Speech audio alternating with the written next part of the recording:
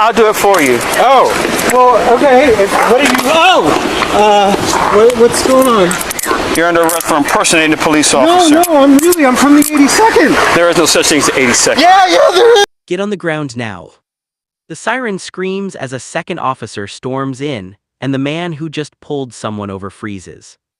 On a dark roadside, Daniel sits behind the wheel, hands locked on the steering wheel, not moving an inch as the so-called cop beside his door suddenly steps back.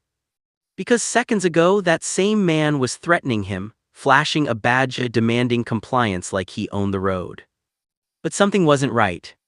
The uniform didn't match, the behavior felt off, and when he tried to force the door open, Daniel didn't panic, he didn't move. Then everything flipped. A real patrol car pulls up, lights blazing, voice booming. And now the officer is the one being ordered down. He hesitates. Just for a second. And that's when it all starts to unravel. Before we go anywhere further, comment where in the world you are watching from and make sure to subscribe because tomorrow's story is one you don't want to miss. Get on the ground now. The siren screams as a second officer storms in, and the man who just pulled someone over freezes. On a dark roadside, Daniel sits behind the wheel, hands locked on the steering wheel, not moving an inch as the so-called cop beside his door suddenly steps back. Because seconds ago, that same man was threatening him, flashing a badge demanding compliance like he owned the road. But something wasn't right. The uniform didn't match, the behavior felt off, and when he tried to force the door open, Daniel didn't panic, he didn't move. Then everything flipped. A real patrol car pulls up, lights blazing, voice booming. And now the officer is the one being ordered down. He hesitates. Just for a second. And that's when it all starts to unravel. Marcus slowly turns toward the voice, his posture changing instantly. The confidence he had just moments ago gone, his shoulders tense, his hands hovering awkwardly in the air like he's trying to decide which role to play now. Drop it, the real officer repeats, stepping closer, every word sharp and controlled. Inside the car, Daniel doesn't move. He's still exactly where he was, hands visible, eyes locked forward, but now he's watching everything through the side mirror, breathing steady, waiting. Because even now, something feels unfinished. Marcus glances back at Daniel, just one quick look, but it's different this time, not authority, not control. Panic. I'm with, Marcus stumbles, reaching slightly toward his belt like he's about to explain everything away. Don't, the officer cuts him off instantly, hands up now. The air tightens. No one else is on this stretch of road, no traffic, no witnesses, just flashing lights painting everything red and blue. Daniel's mind replays the last 2 minutes, every word, every movement, every red flag he ignored until he couldn't anymore. And one thought hits him harder than anything else. If that second car hadn't shown up. Marcus raises his hands slowly, but his eyes keep shifting, scanning, calculating. Like he's still looking for a way out. And that's when Daniel notices something chilling. Marcus isn't done yet. A sharp gust of wind cuts across the roadside as Marcus's hands stay raised, but not steady. Face away from me, the real officer orders, voice firm, closing the distance. Marcus hesitates. Just a fraction too long. Inside the patrol lights, Daniel watches every movement now with a different kind of awareness, no longer fear but focus. The kind that comes when you realize you were right not to trust what you saw. Slowly, Marcus turns his body but not fully compliant.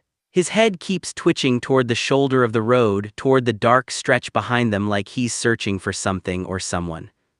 Keep your hands where I can see them, the officer snaps again, stepping in tighter. That's when Daniel sees it clearly. The badge on Marcus's chest isn't sitting right, the uniform stitching looks off, and the car parked just behind him, what he used to pull Daniel over, doesn't have proper markings at all, no agency seal, no standard radio antenna setup. Nothing official. Marcus swallows hard. This is a misunderstanding, he blurts out quickly, voice cracking under pressure. I was conducting a stop. A stop, the officer cuts in instantly. On what authority? Silence. That silence hits harder than any answer. Daniel's grip tightens slightly on the wheel without him realizing it. Not because he's scared now, but because the story in his head is finally aligning with what's in front of him. This wasn't a mistake. This was deliberate. Marcus shifts again, just one step backward. Wrong move. Don't move, the officer commands immediately, drawing closer. And then it happens fast. Marcus brakes. He turns sharply like he's about to run. Move and your DOWN, the officer yells. But Marcus is already half-turned, adrenaline taking over. And in that split second, Daniel sees it clearly. This is about to explode again. And no one is ready for what Marcus does next. Marcus lunges. Not forward, backward. A sudden, reckless pivot toward his fake patrol car as if instinct has overridden fear. Stop, the real officer shouts, weapon now fully drawn. But Marcus is already moving. Daniel's eyes widen slightly inside the car, not panic but calculation. He watches the angle, the distance, the speed. Everything slows down in his mind even though the scene is exploding in real time. Marcus reaches the driver's side door of the fake patrol car, yanking at it like he's searching for something inside, something hidden, something crucial. Out of the vehicle, the officer commands again, louder now, boots hitting pavement as he closes in fast. But Marcus ignores him. That's the moment everything changes. Because as the officer gets closer, Marcus freezes mid-motion. Not because he listens. Because something behind him clicks. A second set of headlights floods the scene again, brighter than before. Another vehicle. Unmarked at first glance, but unmistakably coordinated. And Daniel sees it before Marcus does. The arriving unit doesn't hesitate, doors open instantly. Multiple officers step out, moving with precision like this was never a surprise to them. One of them points directly at Marcus. That's him, a voice says over the radio. Confirmed impersonation suspect, move in. Marcus's face drains completely. No, wait, I can explain, he starts, spinning back toward the road, but it's too late. The real officer already has him covered from the front. The second team closes in from the side. Daniel remains seated, but now the entire situation feels like it's collapsing inward around one man. Marcus looks trapped. Cornered. And for the first time since this stop began, he says nothing at all. Then, he drops his hands slightly again. Just enough to make one last desperate move. And that's when the officers rush him. DOWN, down on the ground, the officers shout in unison. Marcus reacts instantly, too late, too chaotic, his body twisting like he's trying to slip through a gap that doesn't exist anymore. Two officers slam into him from opposite sides. He hits the pavement hard. The sound is sharp, final, humiliating. Daniel watches from inside his car as the so-called authority figure, just minutes ago demanding obedience, barking orders, controlling everything, gets forced flat against the asphalt. Hands behind your back, one officer yells. Marcus resists for half a second. That half second seals everything. His arm is yanked back, metal cuffs snap shut, and suddenly the illusion is gone completely. No badge authority. No fake confidence. Just a man on the ground being restrained like a suspect. Daniel finally opens his door, but slowly, carefully. He steps out without rushing, still processing what he's seeing right in front of him. The real officer who first intervened glances at him. You the driver, he asks. Daniel nods once. You did exactly what you were supposed to do, the officer says firmly. Didn't escalate, didn't comply blindly, that matters. But Daniel isn't focused on that yet. He's looking at Marcus. Face pressed into the road. Breathing hard. Still trying to talk even while being cuffed. I was just doing a stop, this is a misunderstanding, Marcus mutters, voice broken now. One of the backup officers laughs under his breath. Yeah, he says, checking the fake badge now on the ground. Tell that to the last 3 reports. That hits differently.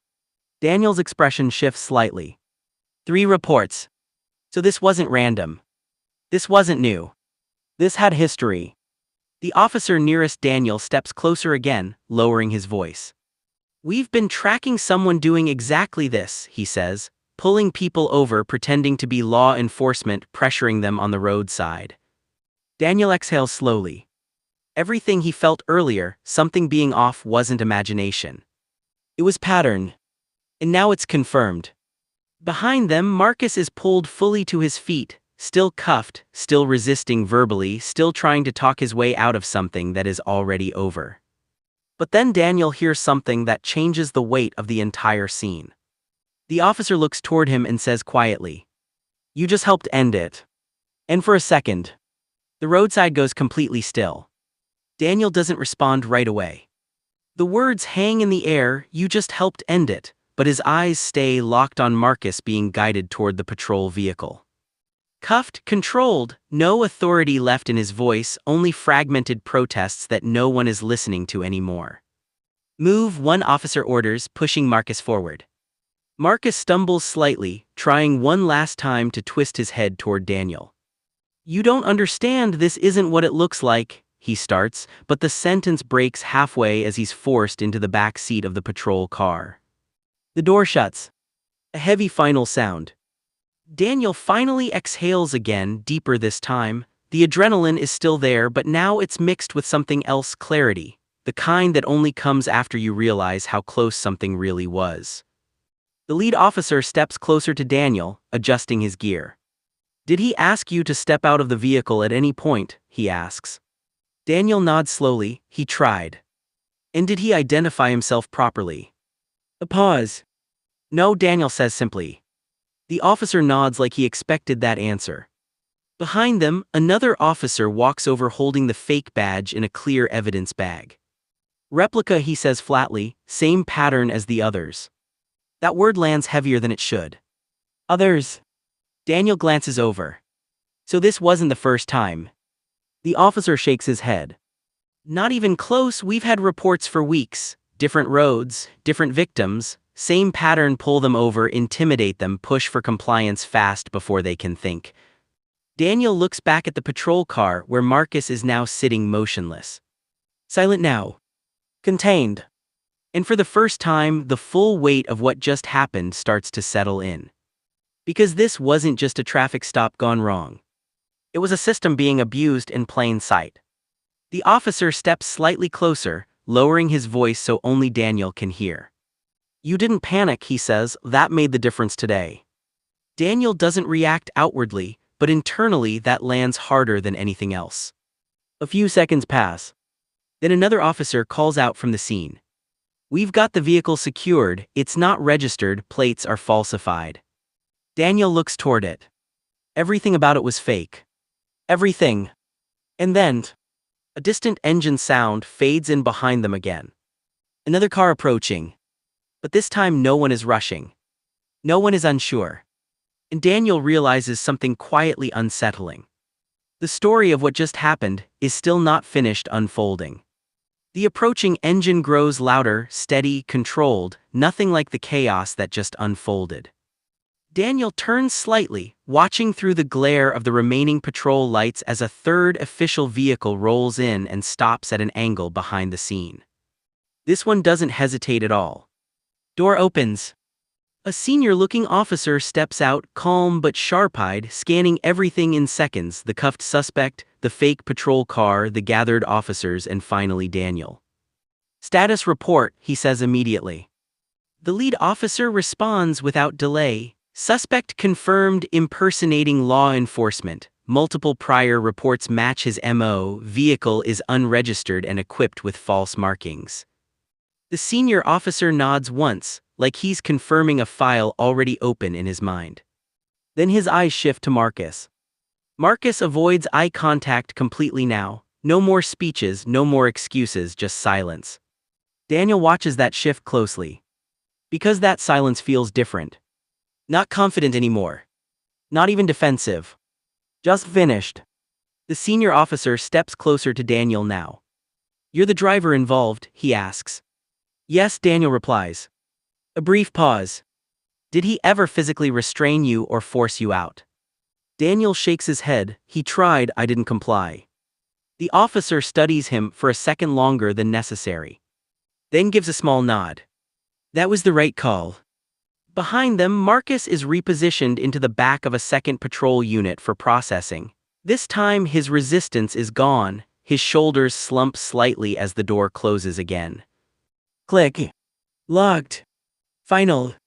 But then something unexpected happens. One of the officers walks over holding a small evidence pouch. Inside it, Daniel notices are multiple items, not just the badge. There are fake citation forms, altered ID cards, and handwritten notes. The senior officer notices Daniel looking. This wasn't random, he says quietly, he was organized. That word changes the air again. Organized. Planned. Repeat behavior. Daniel looks back toward the empty stretch of road where the stop began. Just minutes ago, it felt like a single encounter. Now it feels like something much larger had been hiding underneath it. The senior officer gestures slightly toward Daniel's car. You're free to go when you're ready, he says, then adds, but we may need a statement later. Daniel nods but doesn't move yet. Because something still doesn't sit right. As he turns back one last time toward the patrol vehicles, Marcus suddenly looks up from inside the car, locking eyes with Daniel through the glass. No shouting now. No threats. Just a long, quiet stare. And in that stare, Daniel realizes something unsettling. Marcus isn't looking defeated. He's looking like someone who knows more is coming. And then, the officers close the door again, and the reflection disappears. The moment Marcus disappears behind the tinted patrol glass, the roadside feels strangely heavier. Not quieter, heavier. Like the scene hasn't ended, just paused. Daniel stands near his car door, still not fully getting back inside. His hand rests on the frame, but his eyes stay fixed on the officers moving around the fake patrol vehicle. The senior officer steps closer to the hood of Daniel's car. We're going to need you to walk us through everything, he says, from the moment he pulled you over. Daniel nods slowly. He was already there when I turned onto this road. He followed me for a bit before stopping me. That detail makes one of the officers glance up immediately. He followed you, he repeats. Daniel nods again. Yeah, no siren at first, just lights after I slowed down. A brief exchange of looks passes between the officers. Not panic but recognition. Like that detail fits into something they've seen before. One of them walks back toward Marcus's vehicle, speaking quietly into his radio. Daniel notices it. And that familiar feeling returns. This wasn't just about one stop anymore. The senior officer turns slightly. Did he say anything unusual before identifying himself? Daniel pauses. Then answers carefully. He didn't properly identify himself at all, he just demanded I step out, said I was going to be fined immediately. That earns another silent reaction between the officers. Because that's not procedure. Not even close. Behind them, Marcus is briefly brought out again, this time for a quick check of restraints. His head is down, but when he's turned slightly, Daniel catches something new. A faint smirk. Just for a second. Gone almost instantly. But it's enough to unsettle him. Daniel narrows his eyes slightly, watching as Marcus is secured again. And that's when the senior officer makes a decision. Search the vehicle, he orders firmly. Two officers move immediately. Doors open, interior lights flash. Within seconds, one of them calls out. Got something here. Daniel steps forward slightly without realizing it. What is it? The senior officer asks. The officer holds up a small device, compact, modified, unfamiliar. Not standard equipment. Not police issued. The air changes again. The senior officer takes one look and exhales slowly through his nose. This confirms it, he says quietly. He wasn't just impersonating randomly. Daniel feels it now. The shift. Because this wasn't about a single fake stop. This was something structured. Repeated. Intentional. And then the officer adds one line that tightens everything even further. He's been setting up stops where he knows people are alone.